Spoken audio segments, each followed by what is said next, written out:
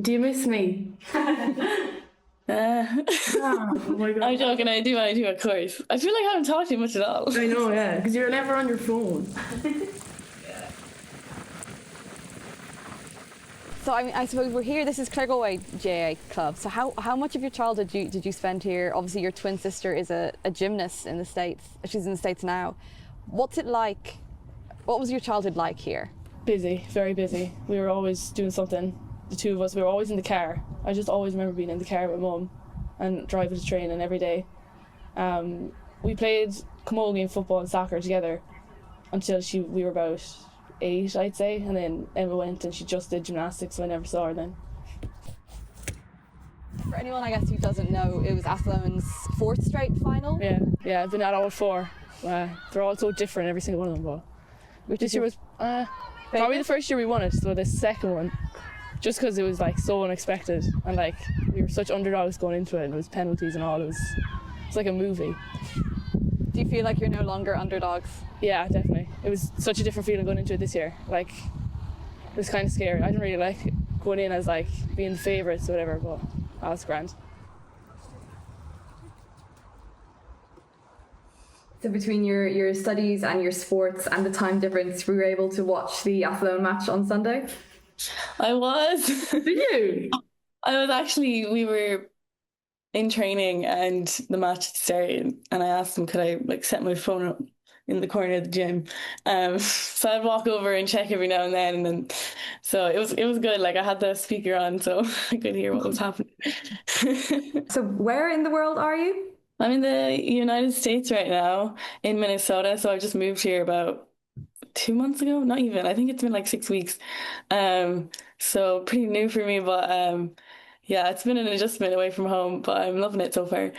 So I guess for anybody who doesn't know, you're an artistic gymnast? Yeah. And you've been doing gymnastics since you were kind of 6 or 7 years old. What made you fall in love with it and keep it up for as long as you have? For me, like it was just so different from all the other sports we tried, because we kind of tried all of them, I think, around the area. So, and it was just hard to leave it. I stuck with it, and I liked seeing the small improvements every day.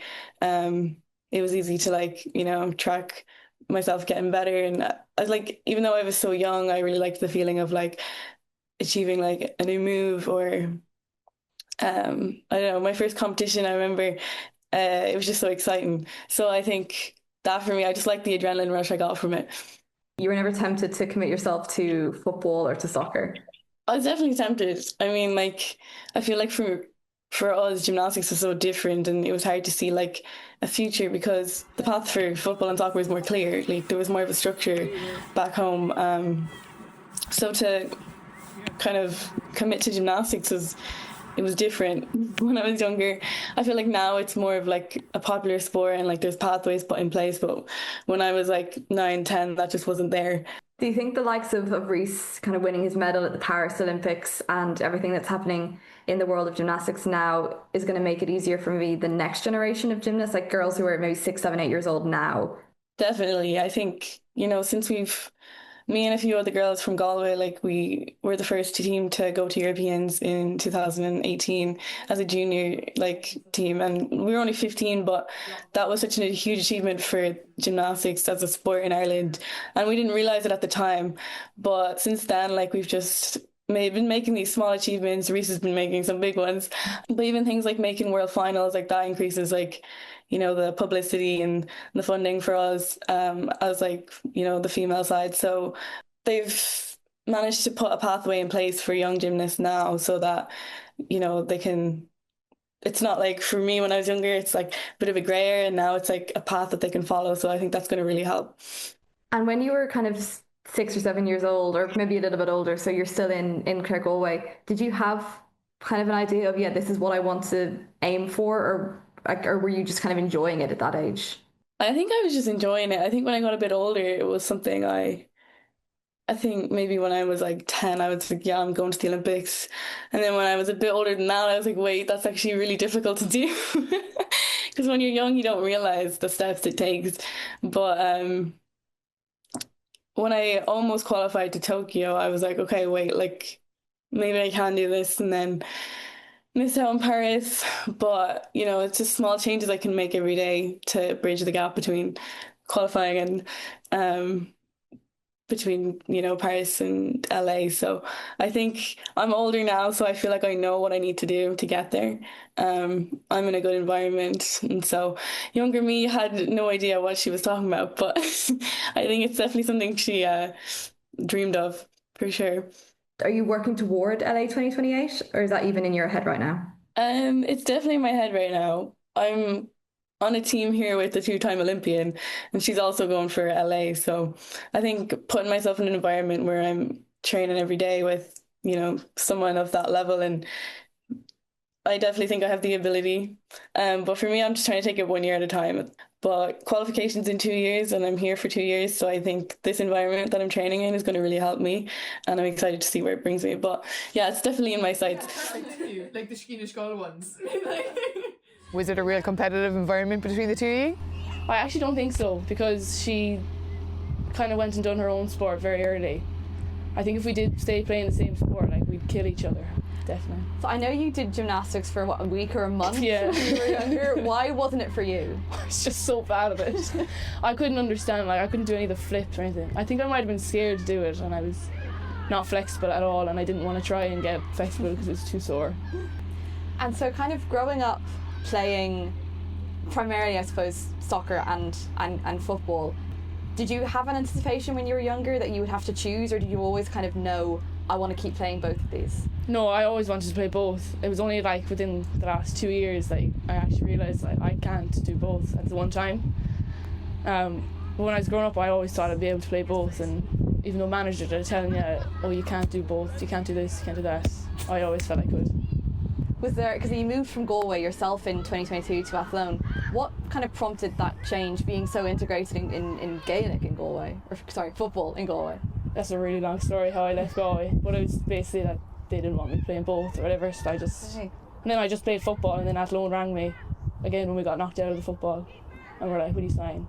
And when it happened, it was actually a weird thing, because all of my friends were still in Galway, and it was weird for me to be like, oh yeah, I'll sign for a different team, because I think at then no one my age really was moving out of their counties, and I just said, why not? So there's only a few months left of the season, and they were going well, so I signed for them. I knew one or two of the girls there because I played Irish camps with them, but yeah, that was the start of it.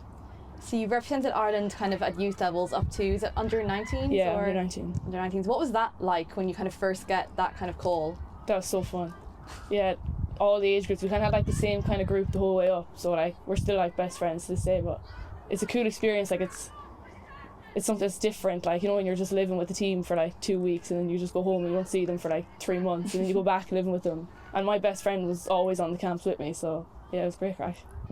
Because I suppose you've been so successful in both, a lot of the time we hear people thinking, oh, kids should be specialising a little bit earlier. No, I don't agree with that. I think if you play both, they both, like we said earlier, they help you in both sports. I think you need to play both to pick up different skills all over when you're young, especially. And your first game back with Athlone was a Champions League game against Cardiff. Athlone's first time, the women's team in the Champions League, and the first time that Europe came back to Athlone since the 80s. Did you feel a weight of that, or what was the excitement level like? No, I was kind of just chilling on the bench. I was like, this is class. I was just looking up at the stand and all, and it was unreal. I was just kind of there for the experience and trying to take it all in. And then I had to go on, and I was like, oh my gosh, I haven't played in 6 months. This is going to be awful. Does it come back naturally, the rhythm of soccer compared to football? No, I think soccer's a bit harder to get back into it, especially the speed of the game we were playing that day. Champions League after 6 months of not playing was not a good idea. No, it was grand. I think I had so much adrenaline that I was just flying around the pitch.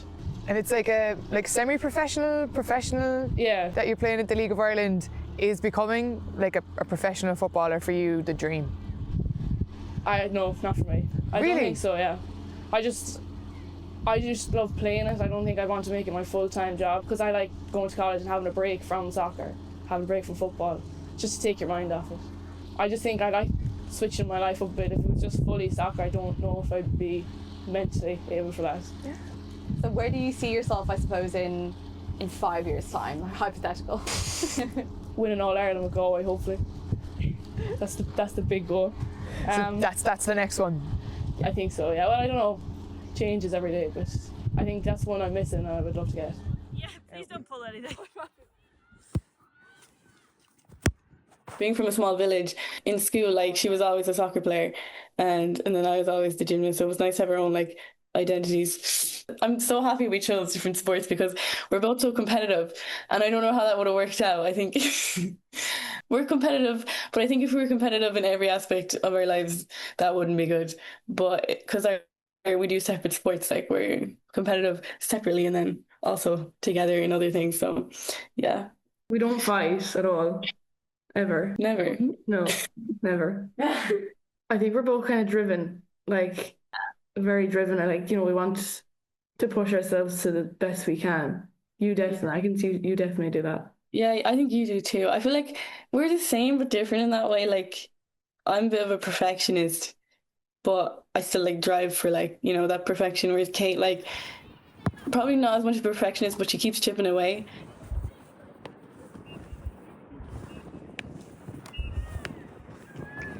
Do you think it was because you both wanted to be really good and you didn't want to be involved in the same sports as well? Yeah, probably. Yeah, there could have been. And I remember the gymnastics were saying, like, when I done it for like a week, and they were like, oh, Emma's really good, and like, we think she should like proper focus on moving up to a next level or whatever. And then my mum was like, what about Kate? And no, they were like, no. Let her off to the field sports. Yeah. Yeah. Do you ever think Emma could come back here and we'd see the two of you playing? Yeah, I Claregalway? reckon she'll have a comeback when she's finished with gymnastics and she'll be one of the best players. And that'll be the takedown of Kilkern, yeah. Hopefully. She'll be the key. Bye, Emma. Bye. Oh, question actually, while you're there. Is my car still there? Yeah, hasn't moved. Okay, thanks. Okay. Bye-bye. Recording stopped. Oh.